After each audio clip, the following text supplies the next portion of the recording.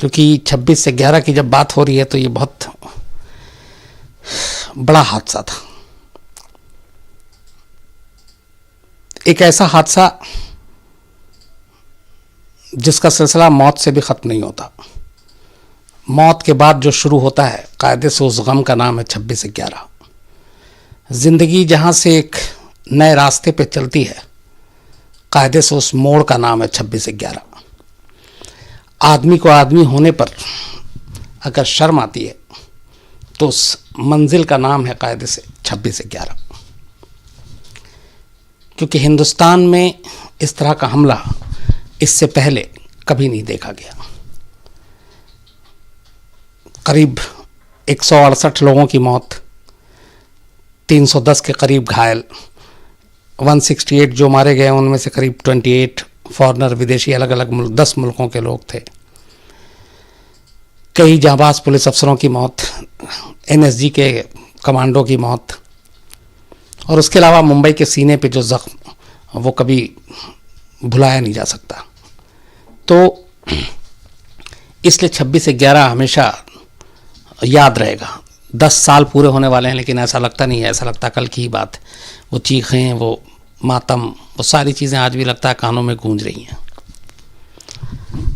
पूरी कहानी, हमला कैसे क्या हुआ, ज़्यादातर चीज़ें आप लोगों को पता है, लेकिन एक्चुअली इसकी पूरी साजिश रची कैसे गई, मैं कोशिश करूंगा आपको किस्तों में कहानी सुनाने की। पहला पार्ट जो है वो ये है कि 26/11 जो हुआ, 26/11 मुंबई, इसके पीछे कौन लोग थे, यह आइडिया कहाँ से आया और इसको कैसे उन्होंने अमल में लाया, और फिर आतंकवादियों को भेजने के लिए समुद्र का रास्ता क्यों चुना, और ये 10 लड़के जिनको भेजा था, इन 10 में कॉमन बात क्या थी, इन्हें क्यों चुना गया,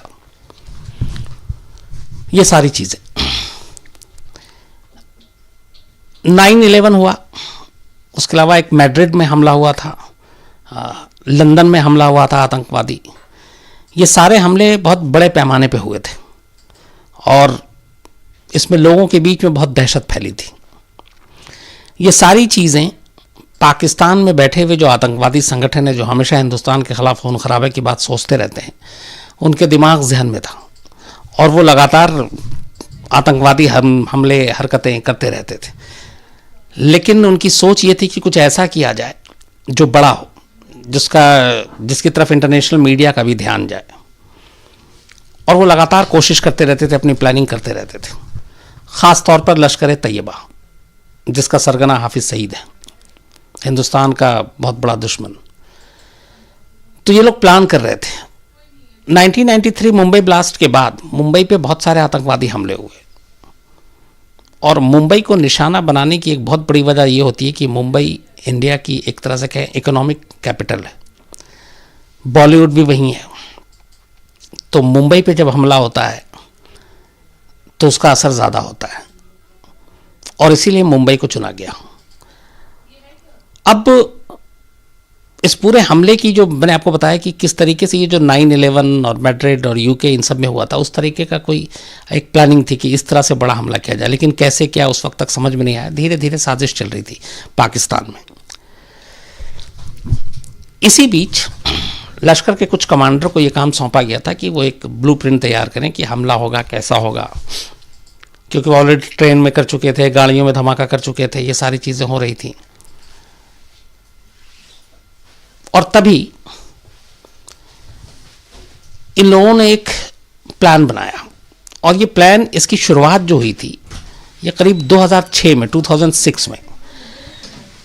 डेविड हेडली एक लश्कर तैयबा के लिए काम करता था। ये भी कहते हैं कि पाकिस्तानी खुफिया एजेंसी ISI के लिए भी काम करता है, अमेरिका के जेल में इस वक्त बंद है।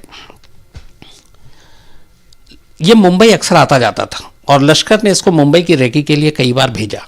ये मुंबई में आकर सारे रास्ते, ख़ास बिल्डिंग, सब चीज़ों की रैकी करता था।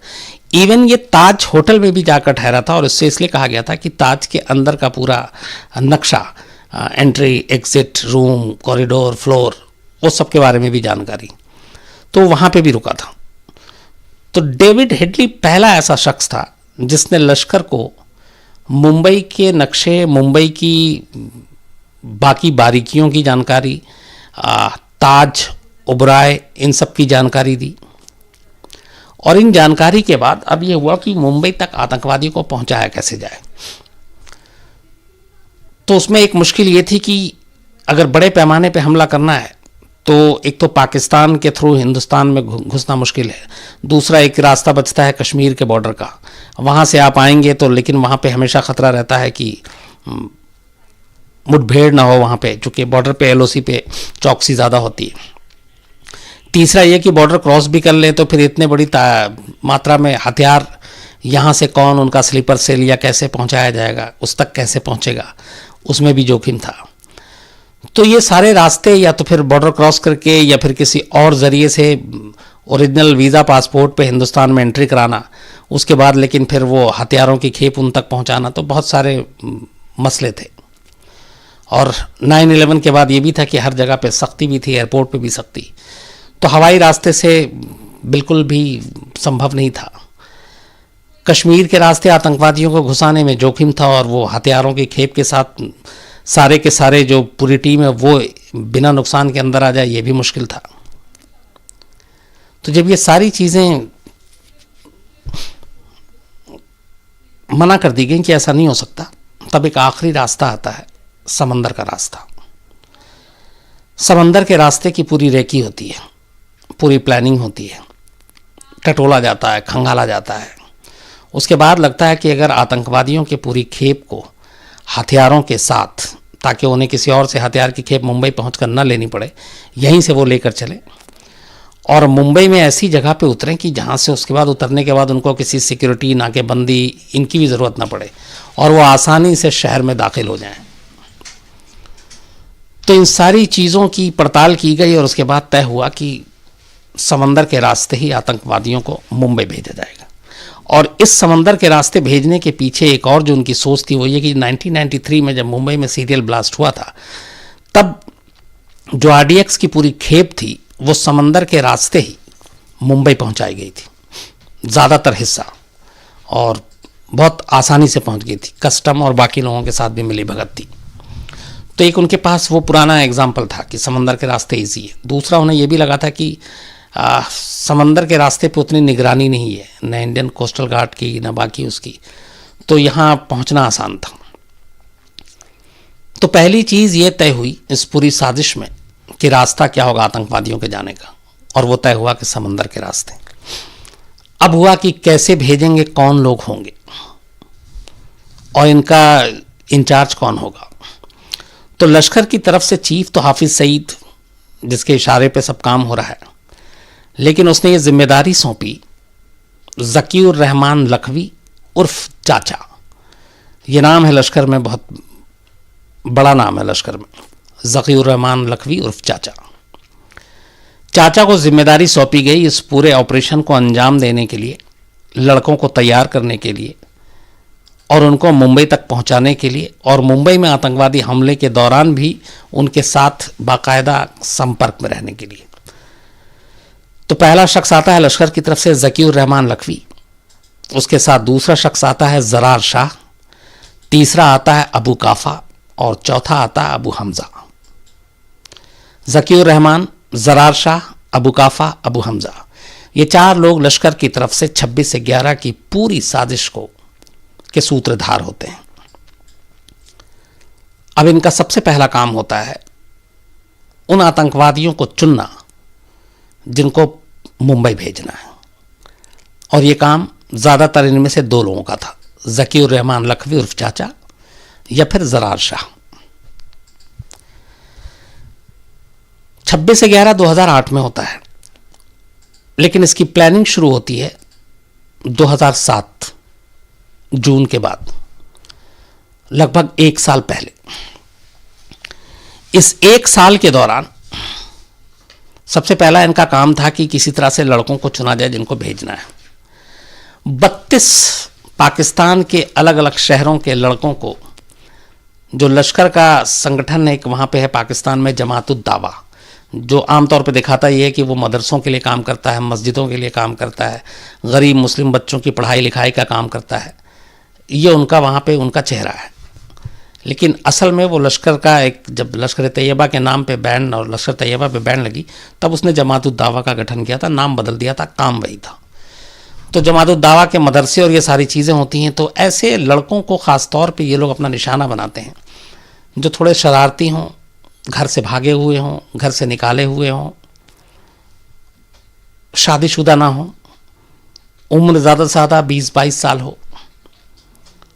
इसके पीछे सोच ये है कि ऐसे लड़कों को जो अपने घर से दूर हैं, निकाले हुए हैं, थोड़े से बदमाश हैं, शादीशुदा नहीं है, इनका ब्रेन वॉश करना बड़ा आसान काम है।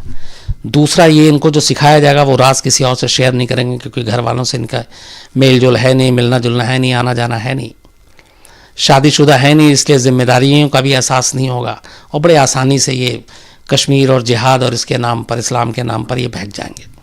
तो ये इनका मोडस ऑपरेंडी था। तो ऐसे ही कर कर के इन्होंने 32 लड़कों की एक टीम बनाई अलग अलग पाकिस्तान के शहरों से, और ये सारे के सारे की उम्र वही, सारे कुंवारे, किसी की शादी नहीं हुई, सारे गरीब घर के बिल्कुल, और सारे के सारे बिल्कुल भी पढ़े लिखे नहीं, कोई तीसरी पास, कोई चौथी पास, कोई दूसरी के बाद ये स्कूल जाना छोड़ गया।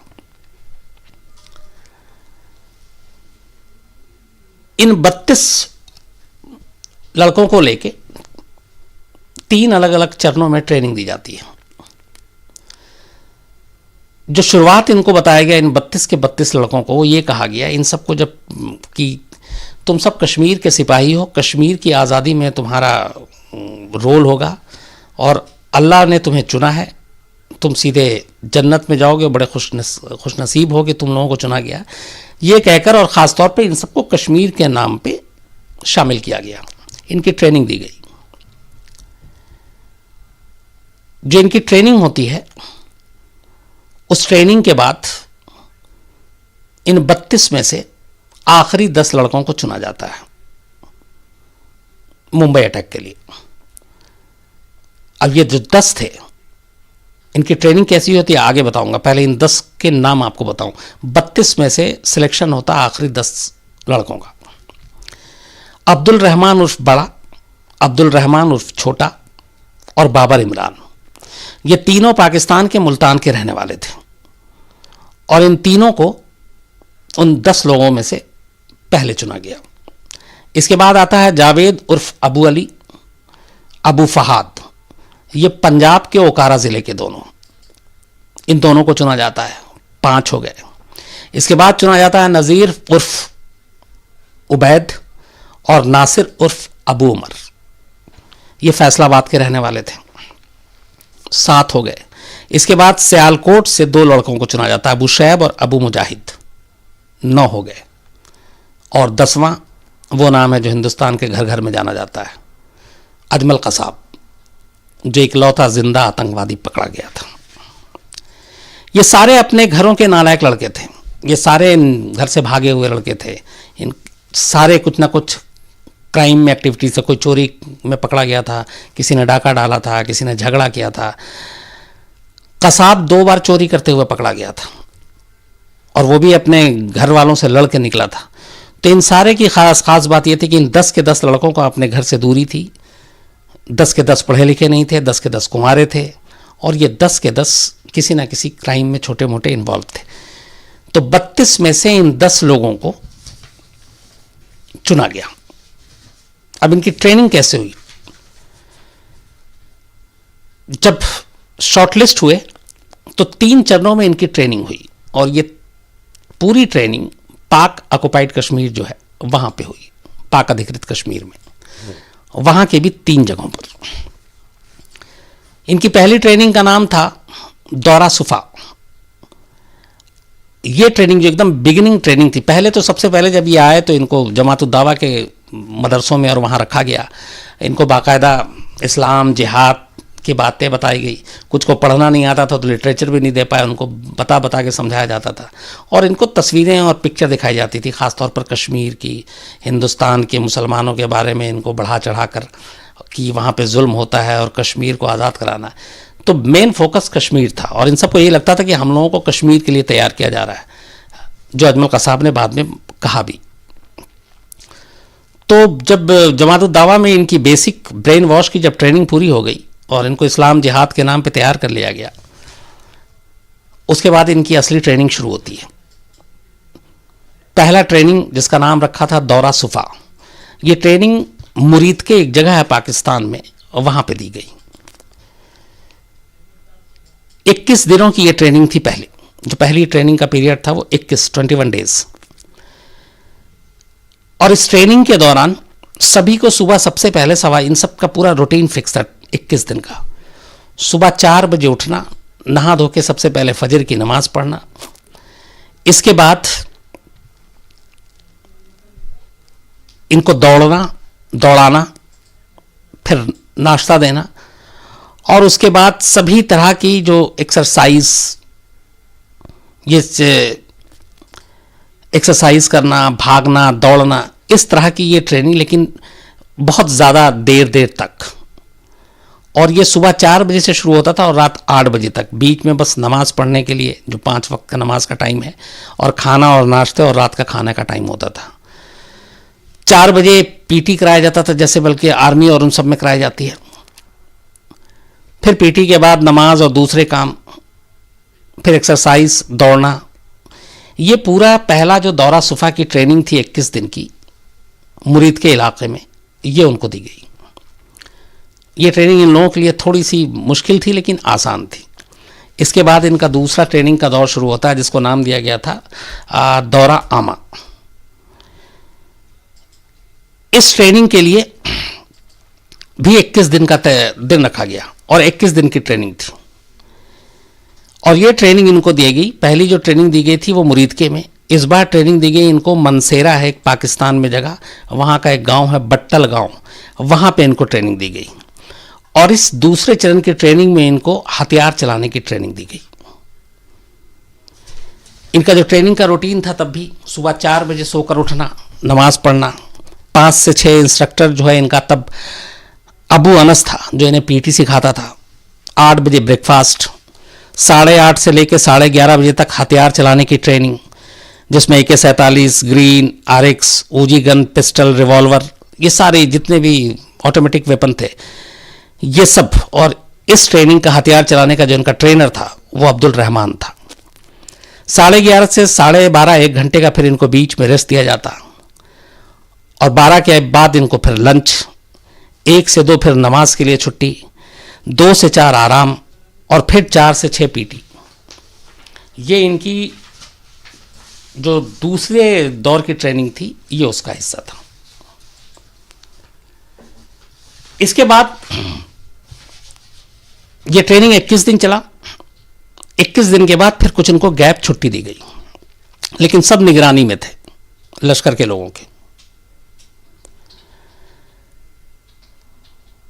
तीसरे दौर की फिर ट्रेनिंग इनकी शुरू होती है, जिस ट्रेनिंग का नाम रखा गया दौरा खास। और ये ट्रेनिंग मुजफ्फराबाद पाकिस्तान जो अधिकृत कश्मीर है वहां पर है, वहां दी गई। इस ट्रेनिंग के दौरान इनको हथियार और ज़्यादा चलाने की ट्रेनिंग दी गई। जो बाकी के हथियार थे, हैंड ग्रेनेड फेंकने, रॉकेट लॉन्चर चलाने, इन सब की ट्रेनिंग दी गई। और हर दिन सिर्फ और सिर्फ 4 घंटे इनको लगातार हथियार चलाने की ट्रेनिंग दी जाती थी, कंटिन्यू, नॉन स्टॉप। 4 घंटे अलग अलग तरह के हथियार, ग्रेनेड, रॉकेट लॉन्चर, बस आप ये चलाते रहो और ये करते रहो। और साथ में इस ट्रेनिंग के दौरान इनको पहली बार तमाम, न सिर्फ हिंदुस्तान के बल्कि दुनिया भर में जहाँ जहाँ पे भी लश्कर तैयबा ने मुसलमानों पे जुल्म हो रहा, उनके वीडियो क्लिप इनको दिखाए जाते थे और इनको भड़काया जाता था कि देखो तुम्हारे भाइयों के साथ क्या क्या हो रहा है, और तुम खुशनसीब हो कि तुम्हें अल्लाह ने चुना है ऐसे काम के लिए, और तुम जाओगे और तुम कश्मीर की आज़ादी कराओगे और ये सब चीज़ें करोगे। तो ये जो तीसरे चरण की ट्रेनिंग थी ये भी 21 दिन की थी। और इसके बाद इन 3 चरण की ट्रेनिंग के बाद इन लोगों को फिर छुट्टी दी जाती है, और साथ में निगरानी जारी है। क्योंकि जिहाद की भी बातें हो रही हैं, सारी चीज़ें भी बताई जा रही हैं, लेकिन ये कहीं इधर उधर ना चले जाएं, इसलिए उनके ऊपर निगरानी भी लगातार हो रही थी।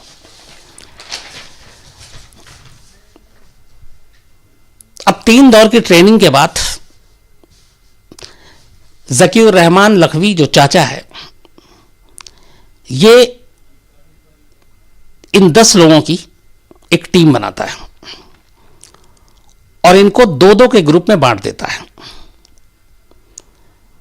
पहले ग्रुप में अबू अजमल जो कसाब था उसके साथ अबू इस्माइल को रखा गया था, और अबू इस्माइल वो शख्स था जिसको मुंबई में जो 10 आतंकवादियों को भेजा जाना था, उन सब का लीडर उसी को बनाया गया था। और कहा गया था कि जो एक सेटेलाइट फ़ोन, थुरैया का सेटेलाइट फ़ोन था, और उससे जो बात होगी वहाँ से पाकिस्तान में इनके आकाओं से, वो फ़ोन अबू इस्माइल अपने पास रखेगा और वही बाकी लोगों से बात करेगा जब जब ज़रूरत होगी।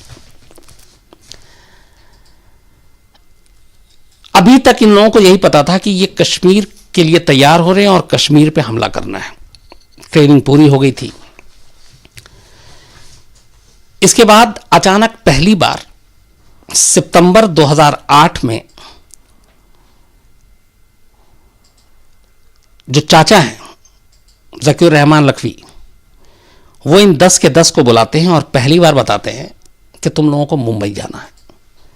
अब ये सुन के 10 एकदम चौंक जाते हैं, क्योंकि अभी तक सारी बातें कश्मीर को लेकर, कश्मीर की लड़ाई को लेकर हो रही थी, और ये सब मान के चल रहे थे कि ये पूरी ट्रेनिंग तैयारी ये सब हो रही है, ये कश्मीर को लेकर हो रही है।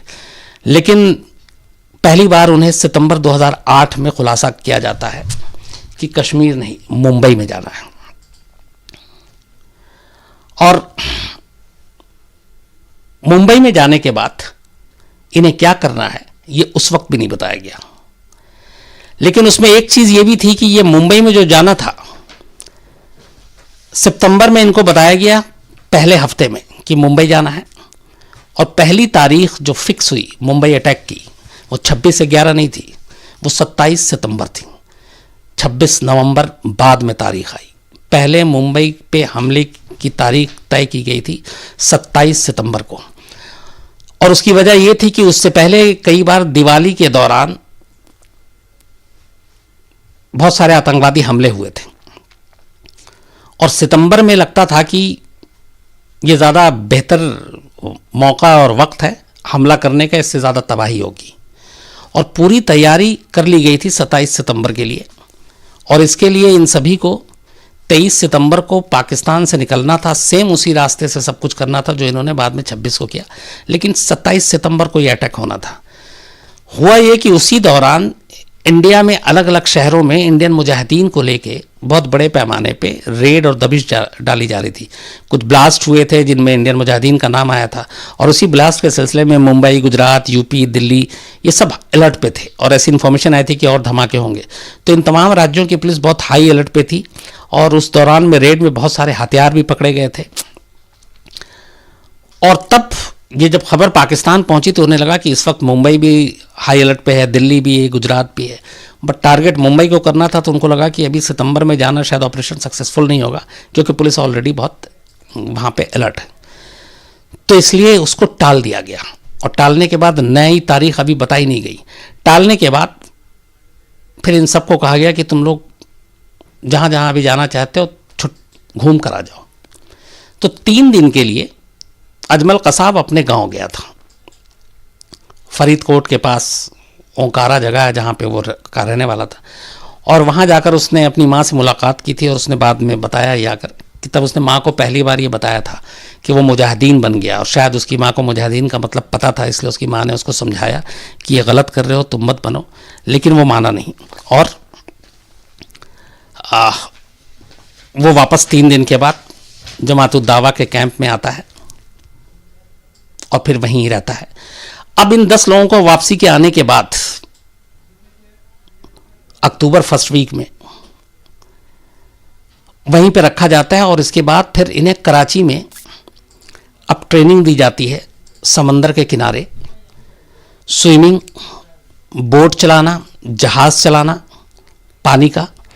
अब इनकी ये ट्रेनिंग शुरू होती है सबसे आखिर में।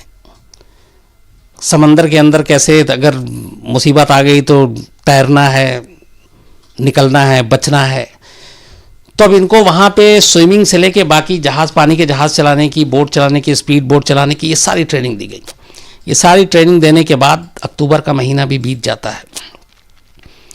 फिर नवंबर का महीना आता है, और नवंबर में इन सबको कराची के पास ही एक जगह पे रखा जाता है, एक ही जगह पे इन 10 के 10 लड़कों को। और अब ये सब बहुत कड़ी निगरानी में होते हैं। अब इन्हें ना कहीं जाने की इजाज़त, ना किसी से मिलने की इजाज़त। इस दौरान ये जो सारी ट्रेनिंग दी गई थी, इसमें पाकिस्तानी आर्मी के कुछ लोग भी हथियार चलाने में और गोताखोरी और ये सारी चीज़ों की ट्रेनिंग के वक्त मौजूद थे। ये भी अजमल कसाब ने बताया, और ये जो एक इंक्वायरी कमेटी बैठी थी उसमें भी ये चीज़ सामने आई। तो अब सारी ट्रेनिंग हो गई, हथियार चलाने से लेकर एक और ट्रेनिंग दी गई इनको कि मुंबई में बात कैसे करने हैं। इनको हिंदी के कुछ शब्द सिखाए गए। इनमें से ज़्यादातर जो लड़के थे इनकी टोन पंजाबी उर्दू की थी। इनको बाकायदा हिंदी, मुंबई के जगहों के नाम, मुंबई के नक्शे, मुंबई की फिल्में दिखाई गई, मुंबई के स्टार्स के नाम बताए गए। जैसे अजमल कसाब अमिताभ बच्चन का बहुत बड़ा फ़ैन था, तो मुंबई की जो लोकल भाषा बोली है उसकी ट्रेनिंग दी गई, हिंदी की ट्रेनिंग दी गई, और इन सब के लिए फिर वैसे कपड़े पहने गए जो मुंबई में आमतौर पर 20-22 साल के लड़कों का इस वक्त फैशन में चलन था 2008 में। वो टी शर्ट वैसे ही रिबॉक, लिवाइस और ये सारी चीज़ें जिसमें कुछ लिखा हो, और जो आमतौर पे एक नौजवान लड़का पहनता है मुंबई में। तो वो सारी चीज़ें उस वक्त के फैशन ट्रेंड को देखकर उनके कपड़े भी वैसे ही टी शर्ट वी शर्ट खरीदे गए, और वो सारी चीज़ें इन्हें दी गई और इनके अपने सारे कपड़े वहाँ हटा दिए गए। Jeans, T shirt, sport shoes, even goggles. तो ये सब ट्रेनिंग देने के बाद 22 नवंबर की रात कराची के अजीज़ाबाद एक इलाका है जो कोस्टल एरिया से बहुत ज़्यादा दूर नहीं है कराची में, ये 10 के 10 वहाँ उस घर में मौजूद थे। तभी वहाँ पर ज़कीउर रहमान लखवी पहुँचता है 22 नवंबर 2008। रात को आने के बाद सबसे कहता है कि तैयार हो जाओ। सब तैयार होते हैं।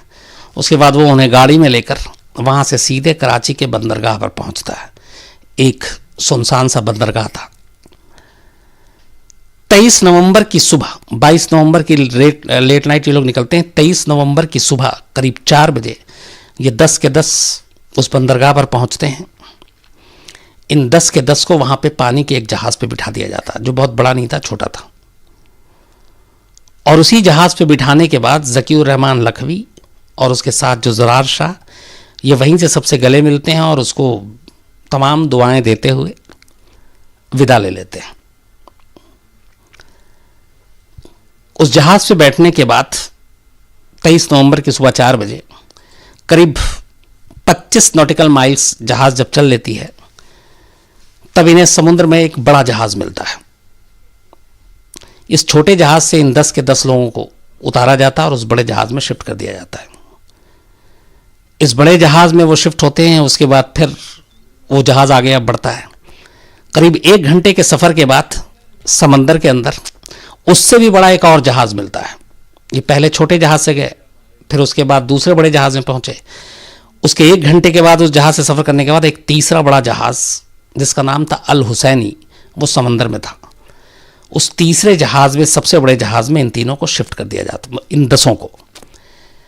तब अभी तक ये पाकिस्तान की समुद्री सीमा में है। तो अल हुसैनी जो सबसे बड़ा जहाज़ था, उसमें ये 10 के 10 आतंकवादी शिफ्ट हो जाते हैं। जब ये उस जहाज़ में जाते हैं तो इनके अपने जो कपड़े थे वो तो ये लेकर गए थे, बाकी इन जहाज़ उसमें जाने के बाद इन सबको जो वहाँ मौजूद थे उस जहाज़ में, वो उन्हें उनका बैग दिखाते हैं। हर एक के हिस्से में 2-2 बैग थे। वो बैग उस जहाज़ में रखा हुआ था और उस बैग में सारे हथियार, सारे चीज़ें थी। AK-47, हैंड ग्रेनेड, कारतूस, खजूर, ड्राई फ्रूट्स। उसके बाद उस जहाज़ में बैठने के बाद ये बाकी जो पिछला जहाज़ था ये वापस लौट जाता है। अब ये जहाज़ आगे बढ़ता है। अल हुसैनी इस जहाज़ का नाम था और ये पाकिस्तानी जहाज़ था। इसके बाद ये जहाज़ भारतीय समुद्री सीमा में दाखिल हो जाता है। अब उस वक्त ये था कि समंदर में भी निगरानी होती है, लेकिन समंदर में एक अच्छी चीज़ ये भी होती है कि बहुत दूर दूर तक आपको दिखाई दे जाता है कि कोई है कि नहीं है। तो मैदान खाली था, समंदर में कुछ था नहीं, और ये जहाज़ भारतीय सीमा में दाखिल हो जाती। दाखिल होने के बाद ये जब आगे बढ़ते हैं तो भारतीय समंदर सीमा में इन्हें एक जहाज़ दिखाई देता है। वो छोटा था, उस जहाज़ का नाम था कुबेर।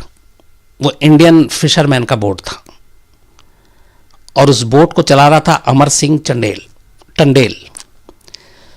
तो अल हुसैनी जहाज़ उस जहाज़ के करीब जाकर रुकती है और वो उससे कुछ यूं ही रास्ता भटकने का बहाना करते हैं, ये लोग पूछते हैं, और फिर धीरे धीरे करके उस जहाज़ से 2-4 लोग नीचे उतर आते हैं कुबेर में। और आने के बाद इनमें से जो 5 लोग थे किसी बहाने से 4 को अल हुसैनी में ट्रांसफ़र कर देते हैं पाकिस्तानी जहाज़ में। सिर्फ एक को छोड़ देते हैं और वो था अमर सिंह टंडेल, जो इस जहाज़ का नाविक था, मछुआरों के जहाज़ का हेड था। अमर सिंह टंडेल की एक कहानी यह है कि अमर सिंह टंडेल 2006 में पाकिस्तानी समुद्री सीमा में दाखिल हो गया था मछली पकड़ते हुए, और पाकिस्तानी जो फोर्स है उसने पकड़ लिया था और वो 6 महीना पाकिस्तान की जेल में भी रहा और फिर उसको छोड़ दिया गया। तो वो 6 महीना रहा था जेल में। पाकिस्तान में अमूमन ऐसे मछुआरों को और इस तरह को इतनी जल्दी छोड़ते नहीं हैं, बट उसे छोड़ दिया गया था। तो कहते हैं कि ये भी एक साजिश का हिस्सा था कि उसको छोड़ने के बाद वो उसकी हलचल और उसका रूटीन कहाँ तक आता है, और यह कभी ये था कि अगर समंदर से गुजरेंगे तो उससे सारी जानकारी ले ली थी कि इसका जहाज़ कब कब आता है। तो ये भी एक हो सकता है कि किस किस दिन ये समंदर में मछली पकड़ने उतरता है, तो उस दिन ही 10 के 10 आतंकवादियों को उधर भेजा जाए ताकि समंदर में ये कुबेर जहाज़ भी टकरा जाए और फिर हम उस पर कब्जा कर सकें। ये एक साजिश का हिस्सा हो सकता था। तो खैर ये जहाज़ मिलता है कुबेर। उसके बाद अल हुसैनी से में इस जहाज़ में बैठे हुए 4 मछुआरों को उसमें ले जाया जाता है। सिर्फ एक अमर सिंह टंडेल को छोड़ दिया जाता है और उसके बाद 10 के 10 जो आतंकवादी थे अजमल कसाब समेत, वो कुबेर में शिफ्ट हो जाते हैं और अल हुसैनी अब वहाँ से वापस रिटर्न पाकिस्तान की तरफ चली जाती है। उन 4 को अल हुसैनी में जाने के बाद ही मार दिया जाता है। इधर अब ये जहाज़ लेकर आगे बढ़ते हैं। उसके बाद ये पोरबंदर होते हुए गुजरात की सीमा से होते हुए अब मुंबई की तरफ बढ़ रहे हैं। चूंकि एक तो कुबेर जहाज़, अब इनको रास्ते में कुछ फोर्स मिले तो वो भी लगे कि इंडियन है, और अमर सिंह को सब जानते हैं जो समंदर में डेली मछली पकड़ने जाता है, वो सब एक दूसरे को जानते हैं, पहचानते हैं, कोस्टल गार्ड वाले, और ये तो ये ढाल बना चुका था। इसके अलावा इन लोगों को बाकायदा एक कोडवर्ड दिया गया था समंदर के रास्ते में कराची से चलते हुए मुंबई पहुंचने तक, कि अगर फ़ोन करेंगे, क्योंकि बीच पाकिस्तान में बैठे हुए आका लगातार टच में थे सेटेलाइट फ़ोन से और उससे, कि कहाँ पहुँचे, क्या है कोई, तो उसके लिए कहा गया था कि तुम कोड वर्ड में बात करोगे क्योंकि हो सकता है फ़ोन इंटरसेप्ट हो तो पकड़े ना जाए। तो इन 10 के 10 लोगों को कोडवर्ड दिया गया था। जैसे कुछ कोडवर्ड जो उसमें थे कि अभी मछली लग रही है, अभी तक मछली लग रही है, इसका मतलब ये था कि अभी तक हालात ठीक है, भाई लोग आ रहे हैं, ये कोड है। इसका मतलब था कि मछुआरों की कश्ती आ रही है, भाई लोग मतलब मछुआरे। यार लोगों से बचकर रहना, इसका मतलब था कि भारतीय नेवी की कश्तियों से बचकर रहना। यार लोग यहाँ भारतीय नेवी के लिए यूज़ किया जा रहा था कोड। यार लोगों का ग्रुप देखा गया, यार लोगों का ग्रुप देखा गया, यानी भारतीय नेवी का जहाज़ देखा गया। मशीन में है, माल चाहिए। मशीन का मतलब यहाँ है दिक्कत में है, मुसीबत में है, और माल का मतलब है मदद चाहिए, अगर कहीं फंस जाओ तो ये बोलना है। बर्फ ठीक चल रही है, यानी सफ़र अभी तक ठीक चल रहा है। ये सारे कोडवर्ड थे जो इन्हें फ़ोन पे लगातार बात कर रहे थे और लगातार उनसे बातचीत आ रहे थे और ये पूछ रहे थे और ये चल रहा था।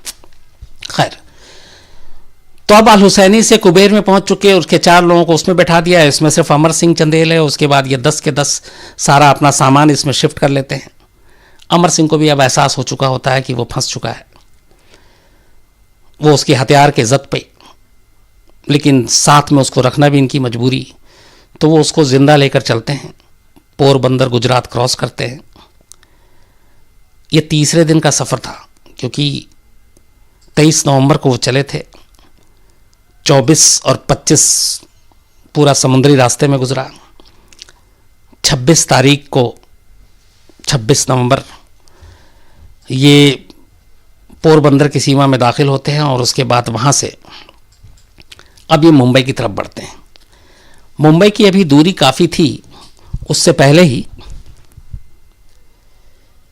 अब इन्हें लगता है कि अमर सिंह, अगर चूँकि अब यहाँ पे जैसे जैसे मुंबई नज़दीक आ रहा है तो आपके चारों तरफ ख़तरा बढ़ेगा, क्योंकि वहाँ पे पानी के बहुत सारे जहाज़ हैं और भी मछुआरे निकले हुए हैं, कोस्टल गार्ड के लोग हैं वो भी मिल सकते हैं, तो वहाँ आप पकड़े जा सकते हैं।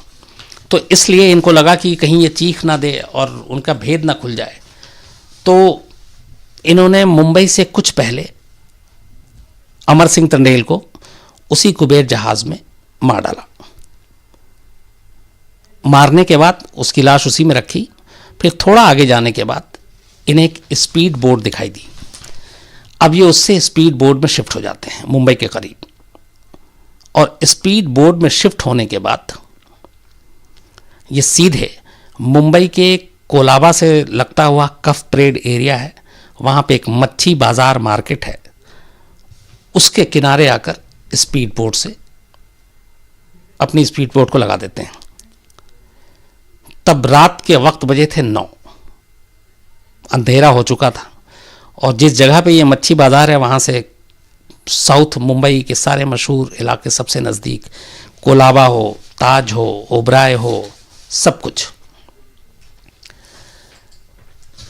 अब यहाँ पे दो चीज़ें कि ये कराची से चलते हैं, भारतीय एक जहाज़ पे कब्ज़ा करते हैं, पूरा पोरबंदर एरिया पार करते हैं और मुंबई तक आ जाते हैं, और कोई रास्ते में रोकता नहीं है, कोस्टल गार्ड, पुलिस, कुछ नहीं। ऐसा क्यों? अब इसमें होता यह है कि दरअसल जो मछुआरे हैं वो हर साल मछली पकड़ने के लालच में बहुत दूर तक निकल जाते हैं पाकिस्तानी समुद्री इलाके में।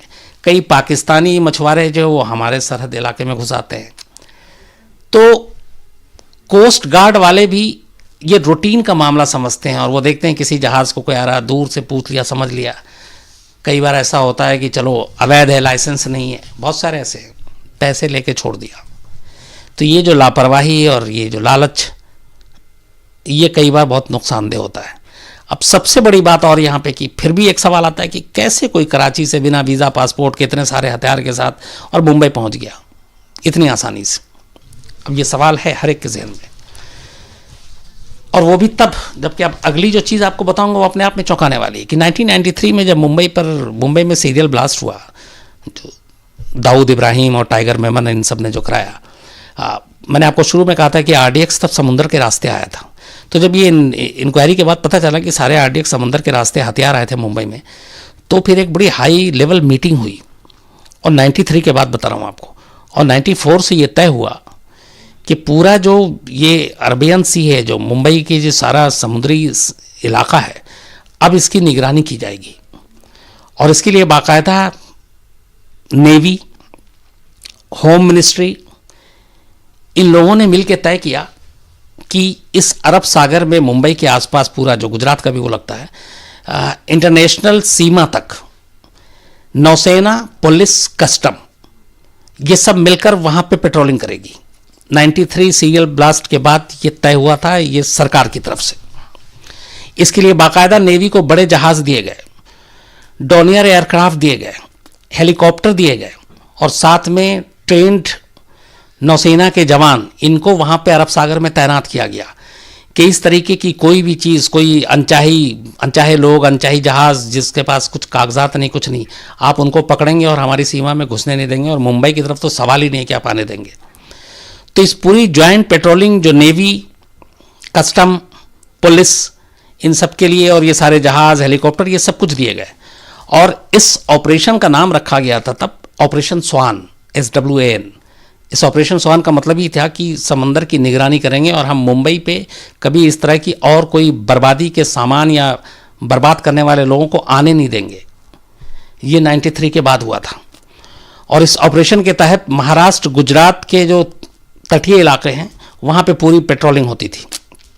नेवी के बड़े जहाज़, एयरक्राफ्ट, हेलीकॉप्टर, ये इससे निगरानी की जाती थी, और ये सब कुछ चल रहा था।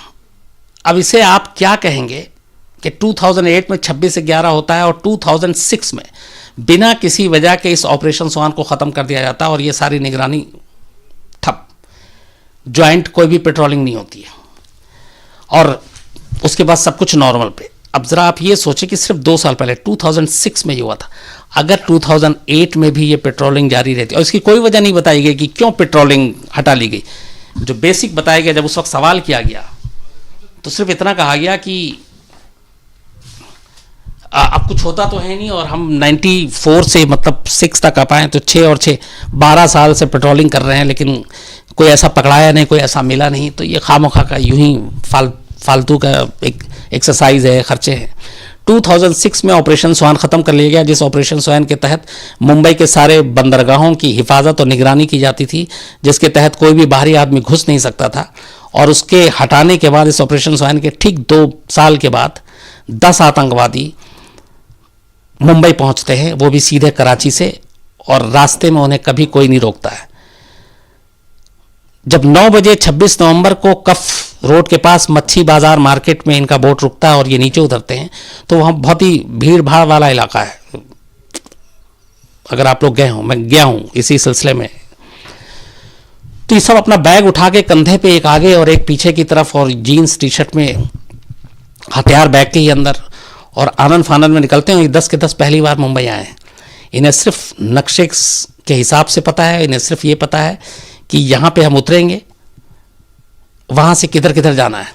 तो जब ये उतरते हैं तो इनमें से एक, उसी पे एक मछली बाजार मार्केट में वो एक महिला थी जिससे ये टकरा जाता है। वो महिला बहुत गुस्से में उसको डांटती है और पूछती है मराठी में, तो इसमें से एक उसका जवाब देता है, अपना काम कर।